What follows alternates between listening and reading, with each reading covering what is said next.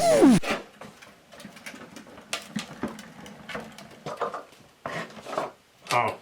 hey, I just got back from work. Let me just go park real quick. Hello, it's me, Jay the Vlogman. That's all I had written down. Zero preparation. In the 90s and in the early 2000s, a game genre that was still poppin' was the point-and-click adventure game genre. During that time, my parents wanted to double their dollar. So they went for the edutainment type games. Okay, so it was none of this Pajama Man or Putt Putt.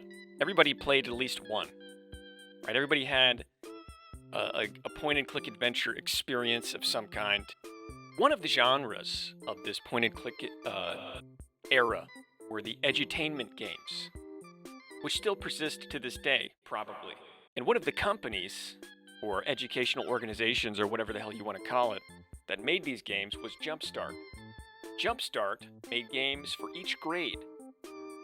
I don't know if they went all the way to 12th grade, but I know for sure that they did 3rd grade, because I had the 3rd grade game, Jumpstart 3rd grade.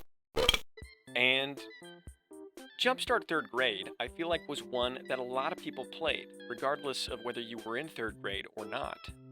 When I played Jumpstart 3rd grade, I was not yet in 3rd grade, because I'm a genius. My report cards are proof of that. Straight D's. After I edited them, when they were mailed to our house, I would change them from F's to D's, erase the bottom of the F, and then connect the top part of the horizontal part of the F on each line.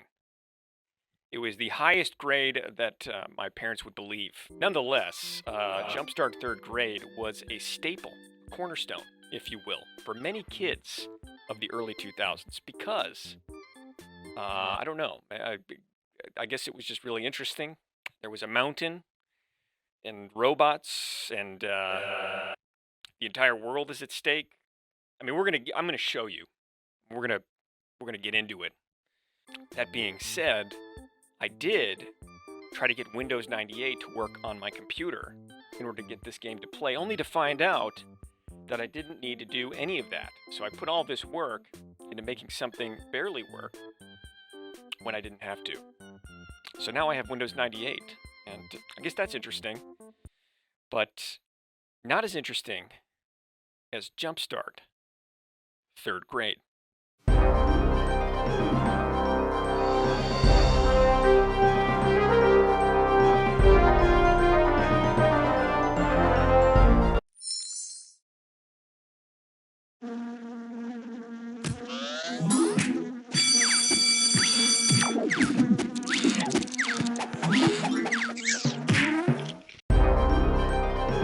So far, everything looks harmless. Everything looks normal. Just another oddly shaped 3rd grade classroom with a bunny and dramatic lighting. Little do you know, you're about to go on an adventure. An adventure to save the world.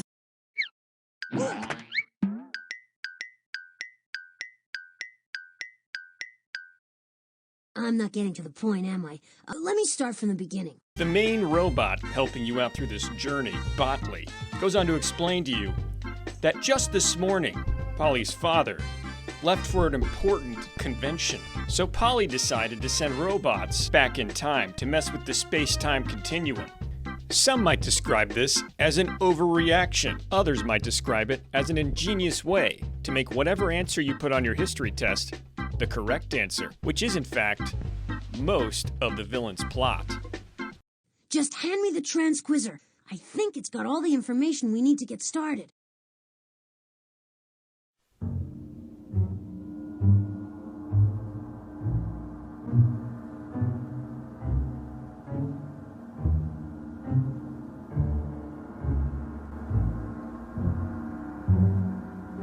What are you doing, man?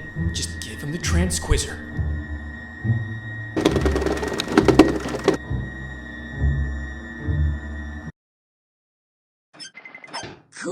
Now, day,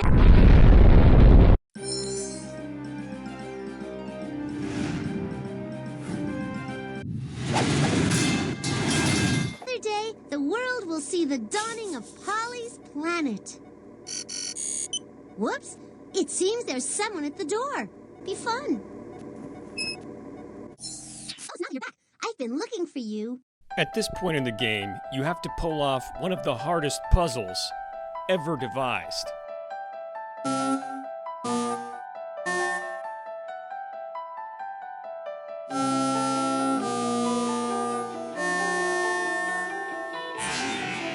After you open all the locks and the door opens, you're given a special utility belt. Now it's time to enter the mountain and save the world.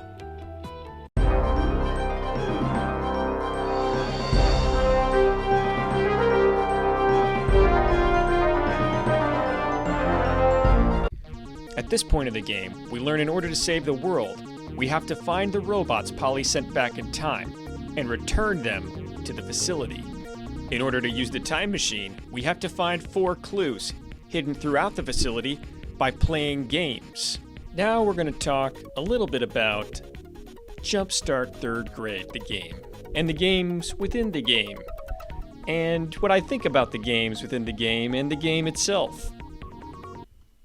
Because it's a game.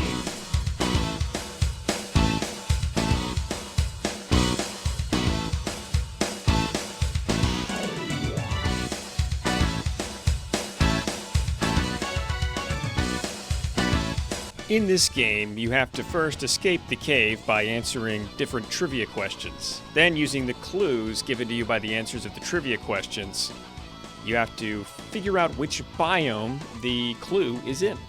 Land on the little pad and get the clue. Now, for adults such as ourselves, devoid of any imagination and a good dose of cynicism, something like this little minigame doesn't seem very exciting. But in 2001, for a little kid, this minigame took a lot of my time. Something I really liked about Jumpstart 3rd Grade was just the fact that at that time in my life, I really didn't have a lot of other games. I didn't have a lot of options.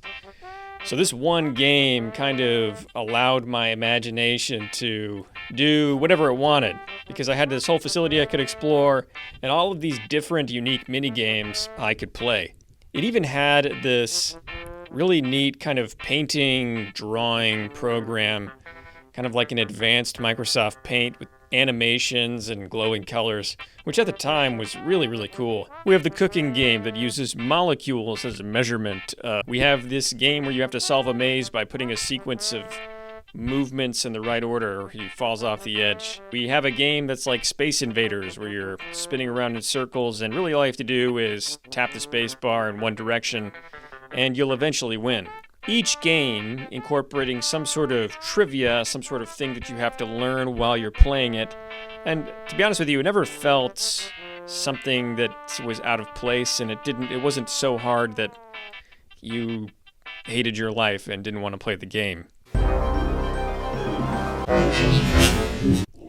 After collecting all 4 clues in the facility, it's now time to confront the TV with a mouth. That's right. Not a speaker. Not a headset.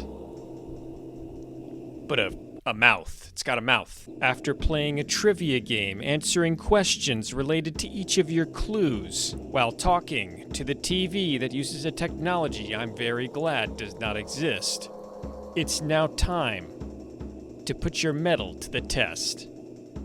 And by that I mean turn on a time machine and remove the metal from the past and bring it back to the future. I mean the present. And then save the world. If you made it this far, I'd just like to thank you for watching the whole video.